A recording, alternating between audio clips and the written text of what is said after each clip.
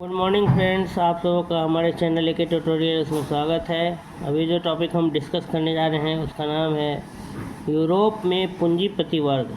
Europe में पूंजीपति वर्ग 19वीं सदी के उत्तरार्ध को पश्चिमी यूरोप में पूंजीपति वर्ग के युग के रूप में वर्णित किया जा सकता है।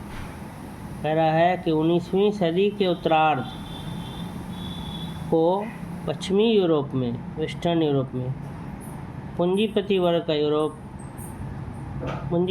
के रूप में क्या किया जा सकता है, वर्णित किया जा सकता है। हालांकि पूर्वी भागों में पूंजीपति वर्ग ने अपनी पहचान और धन प्राप्त कर लिया था, फिर भी अपना आधिपत्य कायम नहीं कर पाया था। 19वीं सदी के उत्तरार्ध को पश्चिमी यूरोप में पूंजीपति वर्ग के युग के रूप में वर्णित किया जा सकता है। हालांकि पूर्वी भागों में पूंजीपति वर्ग ने अपनी पहचान और धन प्राप्त कर लिया था, फिर भी अपना आधिपत्य कायम नहीं कर पाए थे। उन देशों में जहां औद्योगिकरण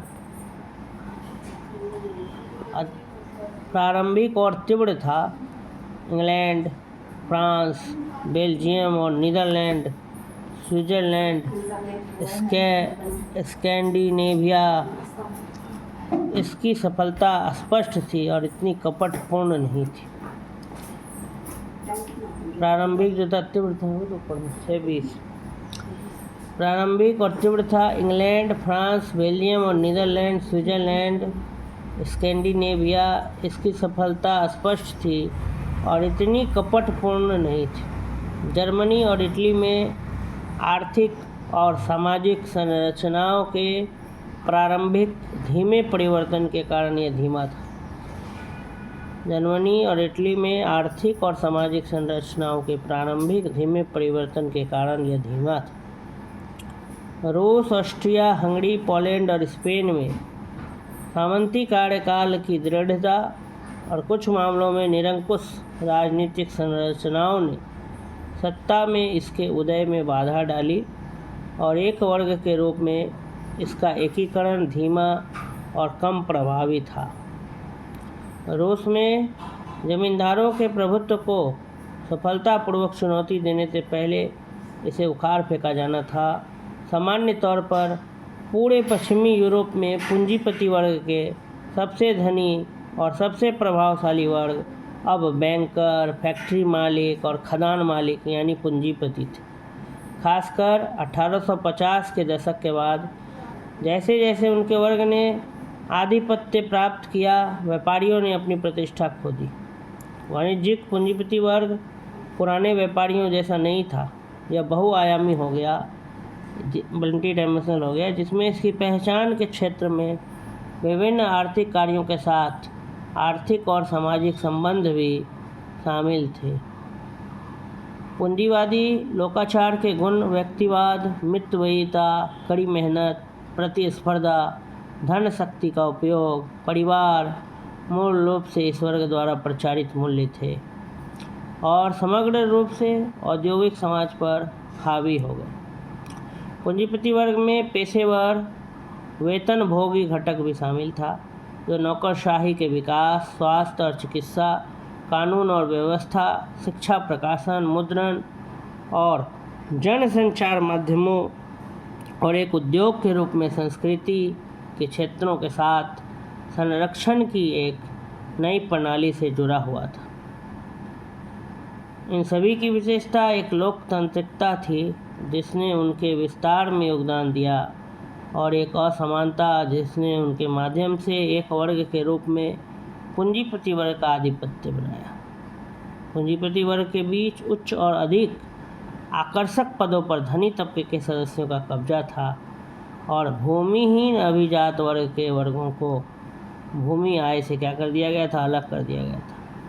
हर जगह उन्होंने विशिष्ट कालखंडों और विशिष्ट क्षेत्रों में राष्ट्रवाद की विशिष्टताओं का आकार दिया।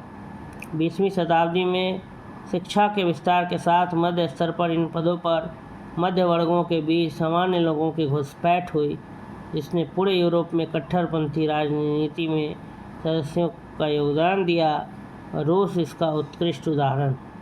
सामाजिक लोकतंत्र और महिला आंदोलन जिसने यथास्थिति पर सवाल उठाया, इन्हीं के परिणाम स्वरूप पैदा हुए। इन अलग अलग चरणों का समय अलग अलग था। शुरुआत इंग्लैंड, फ्रांस और फिर जर्मनी से हुई। उसके बाद पूर्वी यूरोप में हुई। जर्मनी और रूस में प्रक्रिया बाद में तेज और अधिक संकुचित थी। यूरोप के अधिक पिछड़े क्षेत्रों में, विशेष रूप से पोलैंड, चेक, स्लोवाक क्षेत्रों, हंगरी और यहाँ तक कि रूस में पूंजी के मालिक, उद्यमी और प्रबंधक अक्सर विदेशी नागरिक होते थे, कभी कभी जर्मन और दूसरे क्षेत्र के यहूदी। पर यूरोप में पूंजीवादी वर्ग की अलग अलग धार्मिक संबद्धताएं थीं।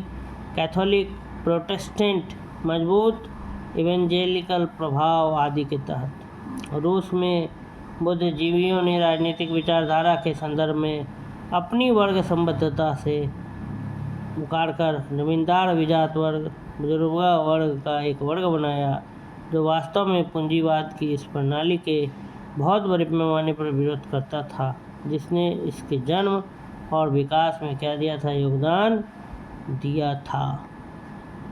तो ये जो है पूंजीवादियों का बारे में है ज़्यादातर, कि पूंजीवादी हर तरह के लोग थे। ठीक है, पूंजीवादी में अगर गुण की बात करें तो व्यक्तिवाद था, मितव्ययिता था, कड़ी मेहनत, बढ़ती स्पर्धा, धन शक्ति, परिवार, ये सब चीज़ था। और पूंजीवादी में पेशेवर वेतनभोगी भी थे, जो नौकरशाही का विकास, स्वास्थ्य और चिकित्सा, कानून और व्यवस्था, शिक्षा पद, प्रकाशन, मुद्रण और जनसंचार माध्यम से भी क्या जुड़े थे। इस तरह ये वीडियो क्या होता है, समाप्त होता है। धन्यवाद।